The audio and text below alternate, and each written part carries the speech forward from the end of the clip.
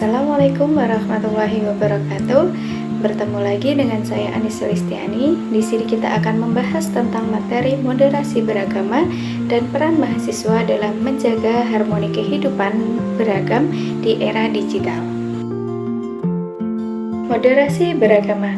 Moderasi beragama menjadi prinsip penting dalam menjaga persatuan di tengah keberagaman agama dan budaya. Era digital menghadirkan tantangan baru seperti penyebaran ujaran kebencian, hoaks, dan radikalisme. Selain itu, mahasiswa juga berperan sebagai agen perubahan untuk menjaga harmoni dan toleransi. Pengertian moderasi beragama. Moderasi beragama adalah sikap beragama yang menempatkan diri di tengah-tengah, tidak ekstrem ke kanan maupun ke kiri, serta menjunjung tinggi toleransi, keadilan, keseimbangan, dan menghargai perbedaan dalam bingkai ukhuwah. Dalam perspektif Islam, moderasi adalah perintah langsung dari Al-Quran, sebagaimana dalam surat Al-Baqarah ayat 143, bahwa umat Islam dijadikan ummatan wasaton, yaitu umat pertengahan yang adil dan seimbang. Rasulullah Shallallahu Alaihi Wasallam juga mencontohkan dakwah yang penuh kasih sayang, dialog, dan rahmat bagi seluruh alam, rahmatan lil alamin. Sementara dalam perspektif kebangsaan, moderasi beragama menjadi landasan penting untuk menjaga kerukunan antar umat beragama, memperkuat persatuan dalam keberagaman, serta menolak radikalisme dan intoleransi yang dapat merusak keutuhan NKRI. Oleh karena itu, moderasi beragama bukan hanya kebutuhan spiritual, tetapi juga merupakan strategi sosial dan kebangsaan untuk menciptakan masyarakat yang harmonis, damai, dan berkeadaban. Terdapat beberapa nilai-nilai utama dalam moderasi beragama. Yang pertama yaitu toleransi. Toleransi dalam konteks moderasi beragama adalah sikap menghormati dan menerima perbedaan keyakinan, pandangan keagamaan, dan praktik ibadah, baik antar umat beragama maupun dalam internal agama itu sendiri. Implementasinya yaitu menghindari ujaran kebencian terhadap agama lain. Yang kedua, menjalin silaturahmi antar umat beragama. Yang ketiga, menghargai hari besar agama lain tanpa ikut dalam ritus ibadahnya. Nilai yang kedua adalah anti kekerasan. Anti kekerasan berarti menolak segala bentuk kekerasan fisik maupun verbal dalam menyelesaikan perbedaan pandangan agama, baik terhadap sesama umat Islam maupun umat agama lain. Implementasi yang bisa dilakukan yaitu seperti menolak aksi radikalisme dan terorisme, menyelesaikan konflik agama melalui dialog dan musyawarah. Yang ketiga yaitu melatih siswa atau jamaah untuk berdiskusi secara sehat dan saling mendengar. Nilai yang ketiga adalah komitmen kebangsaan. Komitmen kebangsaan adalah kesetiaan terhadap ideologi Pancasila, Undang-Undang Dasar 1945, NKRI, dan Bhinneka Tunggal Ika sebagai dasar hidup berbangsa yang selaras dengan nilai-nilai Islam. Implementasi yang bisa dilakukan yaitu mengajarkan nasionalisme yang tidak bertentangan dengan Islam. Yang kedua, mengibarkan bendera dan menghormati simbol negara dalam konteks pendidikan dan upacara. Yang ketiga, menghindari sikap eksklusif keagamaan yang mengingkari sistem negara. Nilai yang keempat adalah penghargaan terhadap budaya lokal. Penghargaan terhadap budaya lokal adalah menghormati dan merawat tradisi, adat, dan kearifan lokal yang tidak bertentangan dengan ajaran agama. Implementasi yang bisa dilakukan seperti menerima bentuk-bentuk budaya lokal sebagai bagian dari identitas bangsa. Yang kedua, mengajarkan Islam melalui pendekatan kultural yang santun dan ramah. Yang ketiga, melestarikan budaya daerah yang mengandung nilai-nilai moral dan sosial. Implementasi moderasi beragama sendiri bisa dilakukan di lingkungan masyarakat, kampus, dan keluarga. Selanjutnya kita akan bahas satu persatu. Yang pertama yaitu di lingkungan masyarakat. Moderasi beragama di lingkungan masyarakat yaitu dengan adanya Forum Kerukunan Umat Beragama atau FKUB. FKUB sendiri merupakan wadah resmi yang memfasilitasi dialog lintas agama dan mencegah konflik keagamaan. seperti tokoh-tokoh agama duduk bersama untuk menyelesaikan isu sensitif secara damai, misalnya persoalan pembangunan rumah ibadah. Masyarakat ikut serta menjaga ketertiban acara keagamaan lintas agama tanpa mencampuri akidah masing-masing.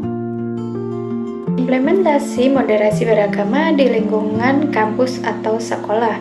Contohnya yaitu dengan adanya kelas lintas agama atau diskusi moderasi beragama, seperti adanya mata kuliah serta seminar tentang moderasi beragama dan studi lintas agama. Jadi, mahasiswa dari latar belakang agama berbeda bisa berdiskusi tentang nilai perdamaian dan toleransi. Selain itu, adanya organisasi intrakampus yang mendorong dakwah sejuk dan tidak memaksakan keyakinan. Selanjutnya yaitu di lingkungan keluarga, yaitu dengan cara orang tua mendidik anak mencintai keberagaman sejak dini. Orang tua menanamkan pemahaman bahwa semua agama harus dihormati, meskipun yang diimani tetap Islam.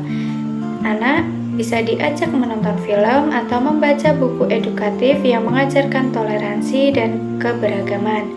Kedua, orang tua menjelaskan bahwa teman yang berbeda agama adalah sahabat yang harus diperlakukan adil, bukan sebagai musuh. Peran mahasiswa dalam menjaga harmoni kehidupan beragama di era digital. Mahasiswa memiliki peran yang strategis dalam menjaga harmoni kehidupan beragama di era digital, karena mereka merupakan agen perubahan yang memiliki akses luas terhadap teknologi pendidikan dan ruang sosial virtual. Di tengah derasnya arus informasi di media sosial dan internet, mahasiswa dapat menjadi penjaga nalar kritis dan moral publik dengan menyebarkan konten-konten yang menyejukkan, edukatif, serta mengedepankan nilai toleransi antar umat beragama.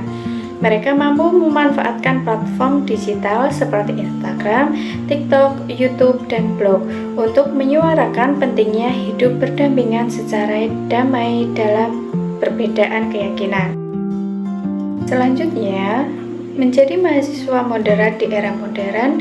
Di sini setelah mempelajari materi tentang moderasi beragama dan peran mahasiswa di era digital, saya menyadari betapa pentingnya sikap bijak, seimbang, dan bertanggung jawab dalam menyikapi keberagaman agama di tengah kemajuan teknologi informasi.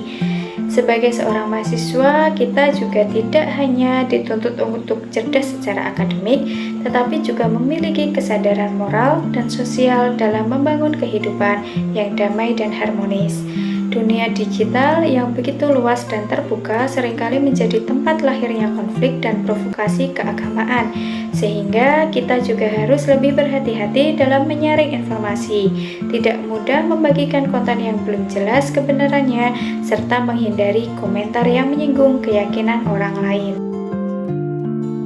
Juga merasa bahwa menjadi mahasiswa berarti menjadi contoh bagi masyarakat dalam mengedepankan nilai-nilai toleransi, saling menghargai, dan mampu berdialog secara santun dengan siapapun, tanpa memandang perbedaan agama atau pandangan. Saya ingin berkontribusi dalam menciptakan ruang digital yang positif, baik melalui tulisan, video, atau diskusi yang mencerminkan semangat Islam yang rahmatan lil alamin.